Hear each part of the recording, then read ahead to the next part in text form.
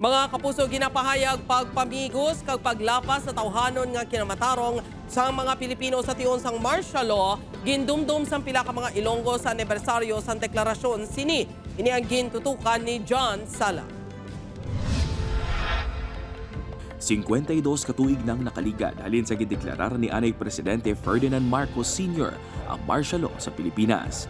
Sa siningatiun ginaaligar nagtuhaw ang madamo nga krimen kag pagpamigo sa tawhanon nga kinamatarong sa mga Pilipino. Gani sa anibersaryo sini, gindumdum sang pila ka mga advocates, progresibo nga grupo kag mga representante na gikan sa nagkalain-lain nga sektor ang mga kalisod nga naagyan sa mga Pilipino. Kadungan sa anibersaryo isa ka forum sa diintag sa kasektor, kaangay isang pagpangista, pagpanguma, estudyante kag mga driver ang nagpakigbahin sang ilang mga istorya. Para mabantayan kag ma-remind kita sang hinagyan naton sa kasaysayan sang Pilipinas bilang isa sa pinakamadulom nga bahin sang aton kasaysayan.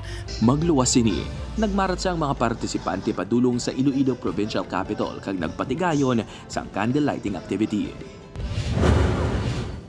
Sa probinsya sa Aklan, nagtipon man ang mga progresibo nga grupo kag naghiwat man sang protesta sa panawagan nga dapat may manabat sa kamatayon sang pila ka mga Pilipino kadungan sang martial law.